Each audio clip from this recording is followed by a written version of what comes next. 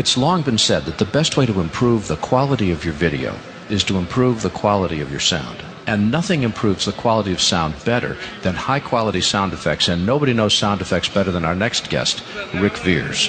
Rick is the owner of the Detroit Chop Shop. He is the author of the Sound Effects Bible. He is the president of Blastwave FX. The man lives sound effects. It's amazing. Rick, thanks for joining us today. Oh, I'm glad to be here. So, give me a clue. What got you interested in sound effects in the first place? Actually, I went to film school to write and direct movies.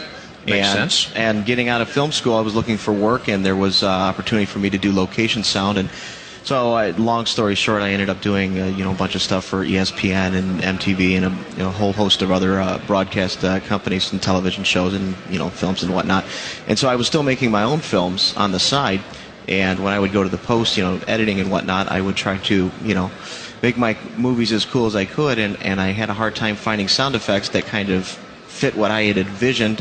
We tried stuff, that you buy at the store, and then we tried some of the higher end libraries, and it just wasn't what I was looking for. So, long story short, I borrowed a DAT recorder and went out and started recording my own sound effects, and about a year or two went by, and I realized I'd recorded over 1,000 sounds, so I made a phone call to one of the sound effects publishing companies and said, hey, I got all this content, you guys buy stuff like this? And they said, well, send us a demo, but we generally don't take stuff from people. And I got a call from the president of that company the next week and said, man, we've been dealing with guys who have been in Hollywood for 20 years, and your stuff is far more clean and and pure than the stuff that they're delivering. We'd love to do some work with you. And I'm 160 sound effects libraries later. I've done over 175,000 sound effects. That's like, that kind of, hobby turned into somewhat of a career. Wow. Yeah.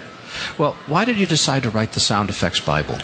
That came out of a need. When I first started, I was really excited about the recording process, so I was recording everything I could, birds, helicopters, cars, and things of that nature. And so I would go, the internet was very new at the time, and so I was looking for, sound effect books or anything I could get to help me learn how to do this.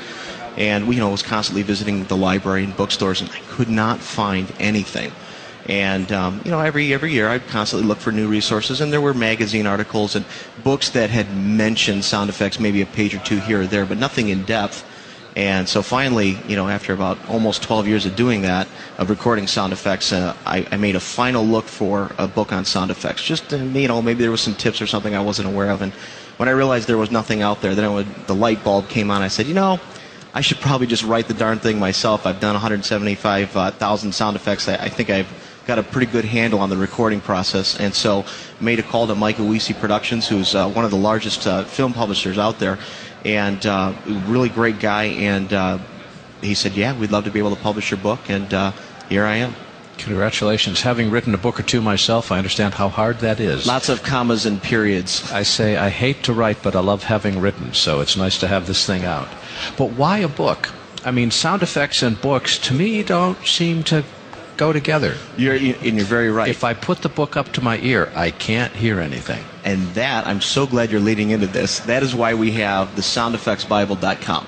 And it's still my heart. Soundeffectsbible.com has all of the references in the book. So if I mention a sound effect in Chapter 12, you can go to the website, look up Chapter 12, and there's a little MP3 file you can download or a little video that you can watch. And there's a big chapter in the book, which is, we're calling that chapter the Sound Effects Encyclopedia.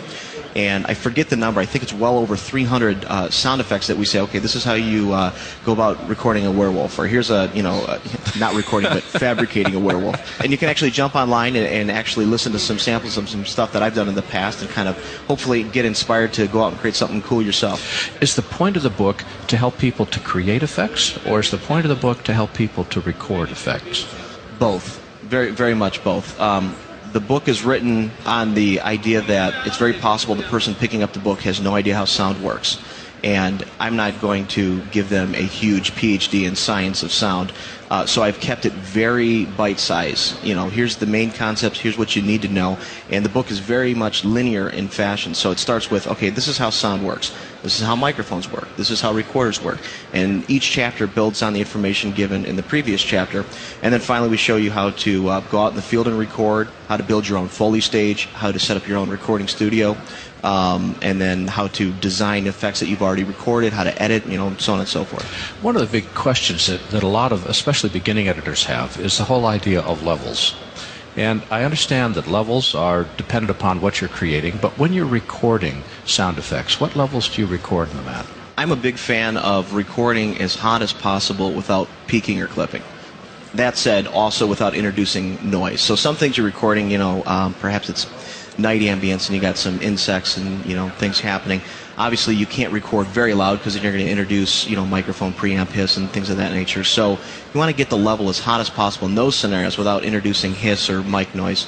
But typically, I try to record as hot as possible, and then from there I can back the levels down if I'm mixing or anything like that. So your philosophy is basically keep it loud. You can always make it softer, but trying to make it louder is sometimes really a problem. Exactly, because once you've recorded something at the hottest level possible, you can always back it down. But if you've done it the other way, where you've recorded at a minus 20 or minus 18, and you want it to later on get amped up, and you're doing a mix where you've got like 6 or 7 files that you're doing all this at the same time. Now you've got 7 files that you're amplifying by 18 dB, and now all of a sudden you've got hiss and noise and things of that nature that it's very hard to difficult to deal with after the fact. Rick Viers is the president of Blastwave FX, if not the world's largest collection of sound effects, darn near close to it, and the author of the Sound Effects Bible. Rick, where can people go to learn more about you, your company, and most importantly, your effects? SoundEffectsBible.com is the companion website for the book. Blastwave FX is where you can go to get all HD sound effects. And then you can learn more about me at rickviers.com. Rick, thanks for taking the time to join us. Pleasure to be here.